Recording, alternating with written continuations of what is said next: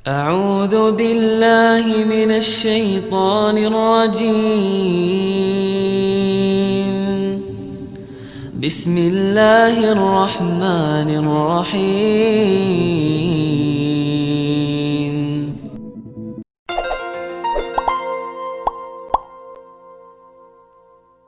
Orang tuh gelisah.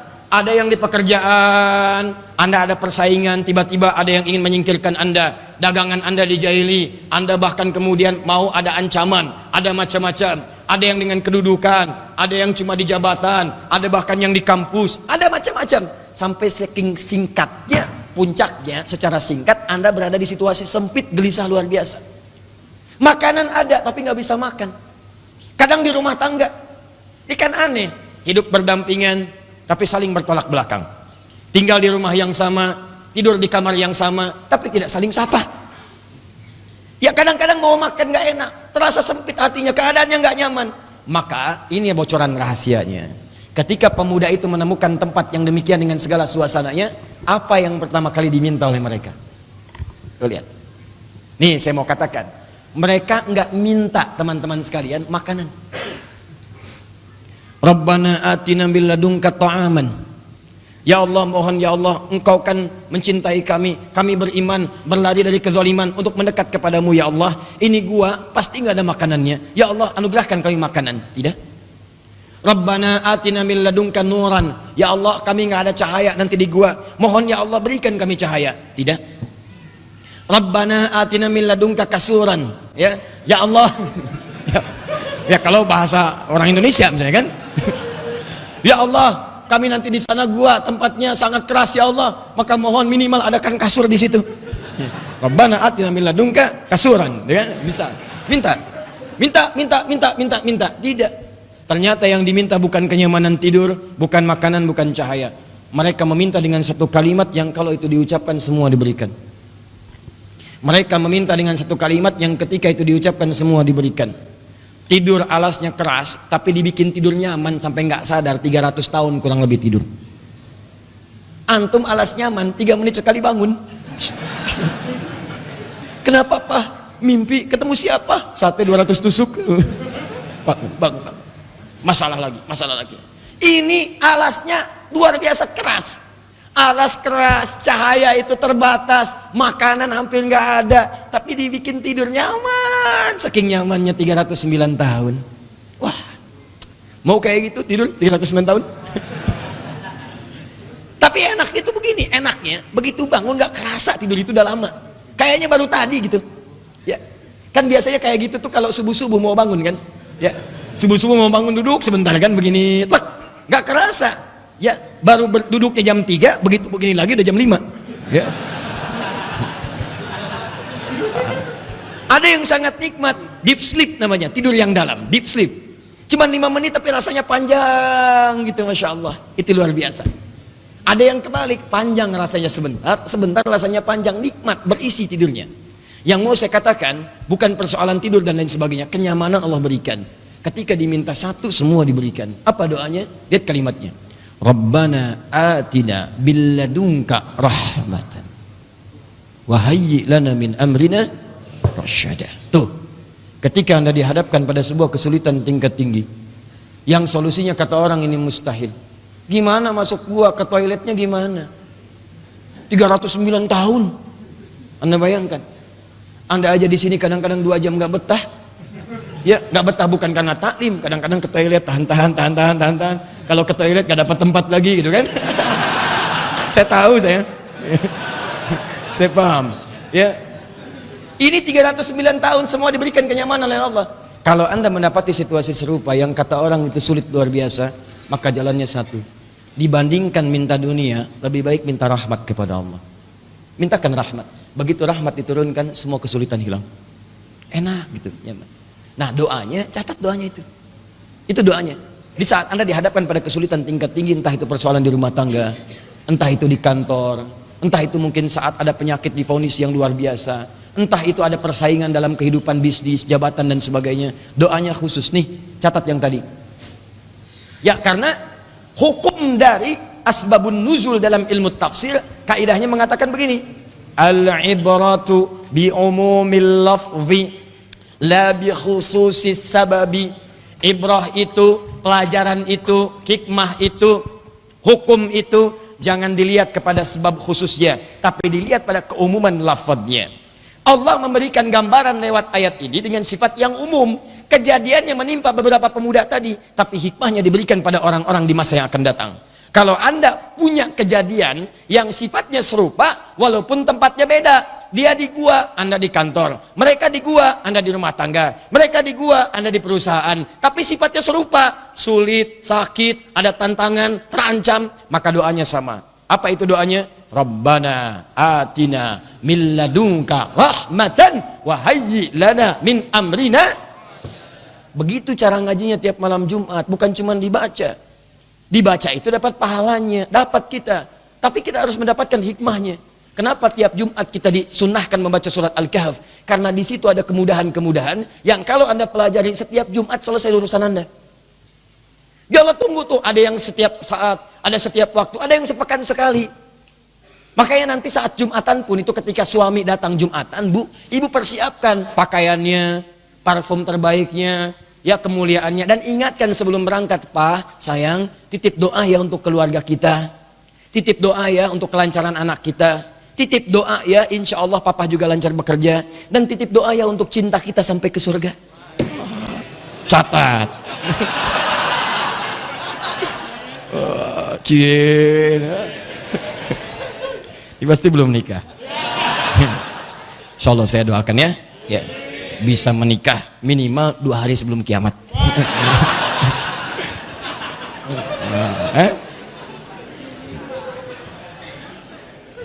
Nah, catat doanya ya.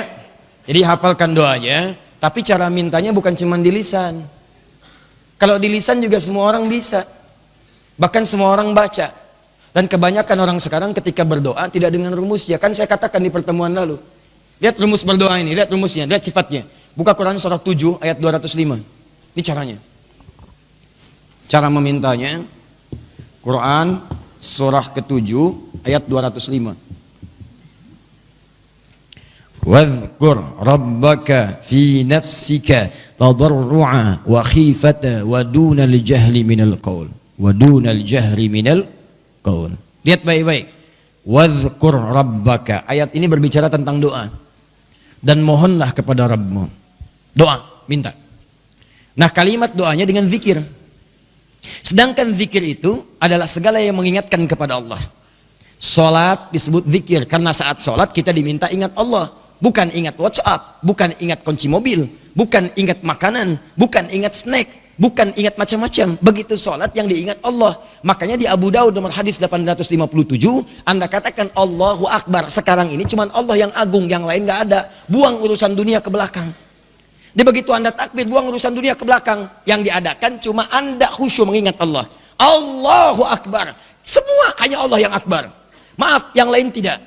Kebanyakan orang tidak khusyuk itu lisannya mengucapkan Allahu Akbar, tapi di pikirannya apa yang terjadi? Maaf, duren hu akbar, juz alpukat hu akbar, maaf, Facebook hu akbar, WhatsApp hu akbar, handphone hu akbar. Saking diagungkannya handphone, kadang-kadang ada orang yang sudah siap ngangkat dalam sholat, sengaja diaktifin handphonenya karena ada janji dengan temannya. Begitu takbir Allahu Akbar, tang ting tung ting tang ting tung tang ting tung ting tang ting tung. Halo? Gimana gitu Anda menduakan Allah dalam ibadah? Maka salat disebut dengan zikir. Quran surah ke-20 ayat ke-14. Innani anallahu la ilaha illa ana fa'budni wa aqimis salata li dzikri. Tunaikan salat sebagai zikir kepadaku. Maksud zikir itu ingat. Maka saat Anda berdoa, kenapa di ayat ini doa disebut zikir? Maka ketika Anda bermohon itu sepenuhnya hadirkan kekhusyuan untuk mengingat Allah. Khusyukkan hati Anda.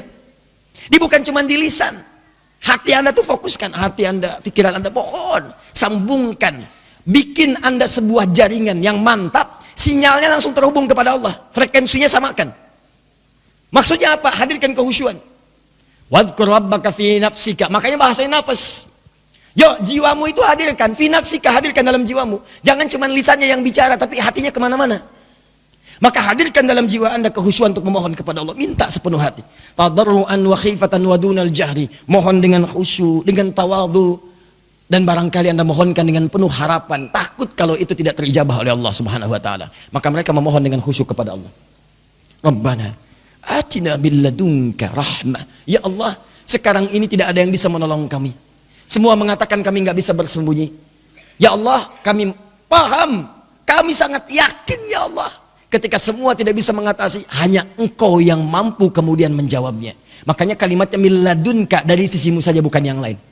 Sama dengan Nabi Zakaria, ketika semua mengatakan, ya Allah, mereka mengatakan aku nggak mungkin punya keturunan. Maka kalimat yang menggunakan mil ladunka. Quran surah ketiga ayat 38. Ya, hunalika da'a Zakaria rabbah, qala rabbi habli min ladunka dzurriyyatan thayyibah. Min ladunka. Min ladunka, ya Allah, mereka mengatakan aku nggak mungkin punya keturunan. Maka aku mohon ya Allah, ketika mereka mengatakan mustahil, aku mohon darimu saja, darimu saja. Maka Anda coba hadirkan suasana itu. Misal, di perusahaan sedang ada persoalan, di rumah tangga ada persoalan. Maka Anda panjatkan dengan khusyuk kepada Allah, ya Allah, Allah. Mereka katakan ini mustahil, ada solusinya. Ya Allah, nampaknya mereka katakan tidak ada harapan. Mereka katakan tidak mungkin ya Allah. Tapi hamba yakin Engkau yang tidak punya batas dalam pemberianmu. Maka ketika mereka mengatakan mustahil, tolong tunjukkan kepada mereka ya Allah, bahwa Engkau yang paling kuasa atas segala sesuatu. Kalau hamba langsung memohon kepadamu, tidak Engkau kabulkan juga. Lantas tunjukkan kepada hamba, kepada siapa hamba mesti meminta. Buktikan kepada mereka ya Allah, bahwa Engkau Tuhan yang tidak punya batasan. Yakinkan kepada mereka ya Allah sebagai asbab hidayah untuk mereka. Rabbana atina min ladunka rahmat, berikan rahmat kepada kami. Wa hayyi lana min amrina rasyada, dan berikan petunjuk kepada kami untuk mendapatkan solusi dari persoalan kami. Jadi lihat penempatannya, begitu rahmat turun, wa hayyi lana min amrina rasyada, dan siapkan kami untuk menerima petunjuk menyelesaikan masalah kami. Di solusi turun setelah rahmat diberikan. Anda tahu apa jawabannya? Begitu doa selesai dipanjatkan dengan khusyuk, tidak pakai lama. Tidak menunggu lama. Anda pesan ke restoran mengatakan, jangan pakai lama ya. Lama. Pak, orange juice ya. Siap Pak. Berapa harganya? 30.000. Ya udah. Kalau es jeruk berapa? 15.000. Avocado ada? Ada. Berapa? 50.000. Kalau jus alpukat 25.000. Ya udah, saya pesan Jennifer aja. Ya. Apa Jennifer? Jeruk nipis peras. Ya. Pakai es enggak? Pakai. Kalau pakai es, top es. Ya. Pesan, enggak pakai lama. Datang dengan proses. Doa tidak. Ketika Anda minta dengan khusyuk kepada Allah, itu sepersekian detik langsung turun jawaban. Jawabannya di ayat ke-16.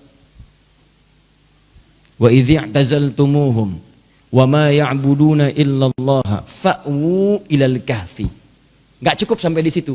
Yansyur lakum rabbukum min rahmatihi. Coba buka ayat 16-nya.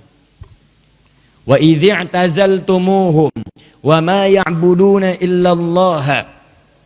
Tadi kan kalimatnya, dan ketika kalian bertepas diri dari mereka itu, karena mereka berbuat zalim, memaksa engkau menyembah Tuhan mereka, memaksa engkau berbuat maksiat, maka kalian tinggalkan mereka untuk menyembah Allah, untuk mendekat kepada Allah saja. Perbaiki diri. Anda di pekerjaan tiba-tiba keluar karena meninggalkan sesuatu yang Allah larang, kemudian tiba-tiba jatuh Anda, maaf, jatuh ke titik nadir, bahkan terlibat misalnya ada pinjaman belum terlunasi, ada macam-macam yang sulit, tapi niat Anda untuk memperbaiki diri. Maka apa yang mesti Anda lakukan? Anda berwudu, Anda perbaiki diri Anda, datang ke masjid, tunaikan sholat, dalam sholat sujud minta kepada Allah Subhanahu wa ta'ala, ya Allah, Engkau yang berjanji pada setiap hambamu, ketika hamba meninggalkan maksiat untuk menujumu, maka Engkau akan berikan rahmat kepada hamba. Maka seperti Engkau telah berikan kepada orang-orang sebelum hamba rahmatmu, ya Allah, hamba mohon atina min ladunka rahmah. Maka turun jawaban dari Allah. Persis jawaban kepada Nabi Ibrahim ketika beliau akan dikaruniai seorang anak dari rahim istrinya bernama Sayyidah Sarah. Nggak percaya? Buka Quran surah ke-19. Ya, dari ayat 45 sampai dengan 49-nya. Ketika sampai ke ayat ke-49, Allahu Akbar. Indah sekali jawabannya. Kalimatnya sama. Kalimatnya sama. Ketika engkau tinggalkan sembahan mereka itu Ibrahim, wa idh tazaltumuhum mimma ya'buduna illallah, ya, wa habda lahu Ishaq. Ketika engkau tinggalkan sesembahan mereka itu, dan apa yang mereka kemudian sarankan kepadamu, bahkan kau dicaci, kau dimaki, engkau dibakar, engkau diusir, engkau bertahan untuk mendekat kepada Allah. maka kami hadiahkan kepadamu sekarang sesuatu yang tidak pernah ditemukan sebelumnya. Kami beri kabar istrimu akan mengandung bayi yang sangat cerdas, namanya Ishak. Bahkan Ishak nanti punya keturunan lagi, Yakub. Bahkan Yakub punya keturunan Yusuf, sampai dengan ketemu dengan Imran. Imran kemudian melahirkan lewat istrinya Maryam. Maryam melahirkan Isa alaihissalam. Tuh lihat. Jadi kalau rahmat itu sudah turun, itu semuanya tuh terus berlimpah datang. Maka Allah jawab di ayat 16-nya. Wa izi'tazaltumuhum wa ya'buduna illallah. Maka apa yang terjadi? Fa'wu ilal kahfi. Silakan kamu berlindung ke gua. Jadi yang tadi pemudanya itu idz awal fityatu ilal kahfi. Mereka berinisiatif berlindung ke gua. Mohon sebelumnya kepada Allah. Maka turun jawaban dari Allah. Kamu pengen ke gua? Masuk ke gua. Udah gak usah kemana-mana kata Allah. Yansur lakum rabbukum min rahmati. Maka Allah akan turunkan kepadamu bagian dari rahmatnya. Tuh Allah menggunakan kalimat min rahmatihi. Bukan rahmatahu. Kalau rahmatahu semua rahmatnya turun ke situ. Tapi kalau min harfu tab'id, sebagian dari rahmat Allah. Begitu Allah turunkan sebagiannya, mungkin cuma 0,5%. Mungkin cuma 1%, 0,5% aja cukup untuk memberikan kenikmatan pada mereka sebanyak 309 tahun. Antum dapat rahmat Allah sekarang, bertahannya bukan cuma buat besok, itu bisa bertahan sampai generasi ke-7 dari keluarga antum. 309 tahun.